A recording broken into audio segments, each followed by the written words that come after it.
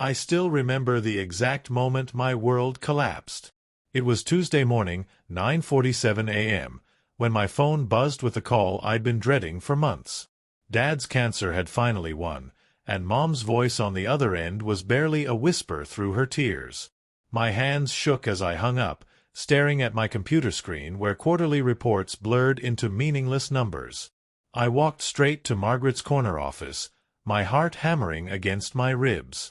Margaret Collins, regional director, 40-something with steel-gray hair pulled back so tight it could cut glass. She looked up from her paperwork with that familiar expression of irritation she reserved for interruptions. "My father just passed away," I managed to say, my voice cracking despite my efforts to stay composed. "I need to take bereavement leave for the funeral arrangements and service." She didn't even pause her typing. "When's the funeral?" "Friday morning." "I'll need Thursday and Friday off, maybe Monday too for." "Absolutely not." Her fingers kept clicking across the keyboard. "We're in the middle of the Morrison account presentation. I need all hands on deck. You can attend the service on Saturday if they move it to the weekend." I felt the blood drain from my face. "Margaret, this is my father's funeral. It's already scheduled. The family has made arrangements." "Then unmake them." She finally looked up, her cold blue eyes meeting mine without a trace of sympathy. "Business doesn't stop for personal matters, Jennifer. If you want to keep your job, you'll figure out how to make this work around our schedule. The Morrison presentation is worth $12 million. Your emotional needs don't trump company profits." I stood there in stunned silence, watching her return to her screen as if she'd just discussed the weather. 27 years old, and I'd never felt so small, so powerless. I'd given 3 years of my life to this company, worked weekends, skipped vacations, missed birthdays and anniversaries. And now, when I needed just 2 days to bury my father, she was treating me like I was asking for a luxury cruise. "I understand you're upset," she continued without looking up, "but this is how the business world works. If you can't handle the pressure, maybe you should consider a career change." I walked back to my cubicle like a zombie, my coworkers' concerned glances bouncing off me like rain. I called Mom back and had to break her heart all over again, explaining that I might miss Dad's service because of work. The sound of her quiet crying still haunts me. But that night, something shifted inside me. Grief transformed into something harder, sharper. I remembered Dad's words from when I was 12 and Billy Martinez had been bullying me at school. "Sweetheart, sometimes people in power think they can walk all over others just because they can. But everyone has weaknesses. Everyone makes mistakes. And sometimes, the little guy has to remind them that actions have consequences."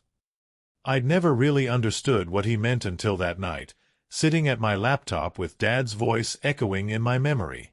I started digging through company files I had access to, looking for anything that might give me leverage. What I found was better than I could have imagined. Margaret had been falsifying her expense reports for months. Expensive dinners claimed as client meetings that I knew were actually dates with her married tennis instructor. Hotel stays in Miami charged to the company when she'd posted Instagram photos of herself on a girls' weekend. Personal shopping sprees disguised as office supplies. The woman who just lectured me about company profits had been stealing thousands of dollars. I compiled everything methodically, screenshots, receipts, credit card statements she'd carelessly left on the shared printer. By 3 a.m., I had enough evidence to end her career. But I didn't want to just get her fired. I wanted her to feel as powerless as she'd made me feel. Thursday morning, I walked into her office with my printed documentation. "I've reconsidered your advice about business priorities," I said, placing the stack of papers on her desk. "I think you're right. Sometimes personal matters should take a back seat to financial considerations. That's why I thought you'd want to see these accounting irregularities I discovered while working late on the Morrison account." I watched the color drain from her face as she flipped through the pages, seeing her own crimes laid out in undeniable detail. Her hands actually trembled as she reached the credit card statements. "What do you want?" she whispered. "I want to attend my father's funeral tomorrow with your blessing. I want Monday off to comfort my mother. And I want a written apology for your appalling behavior yesterday, which I'll be sharing with HR along with these documents if you ever treat me or any other employee this callously again." She signed my leave request without another word. I buried Dad on Friday surrounded by family, sharing stories and celebrating his life the way he deserved. Margaret's apology letter is still framed on my desk. She treats everyone in the office with newfound respect now, though she avoids eye contact with me. The funny thing is, I never actually submitted those documents to HR. I didn't need to.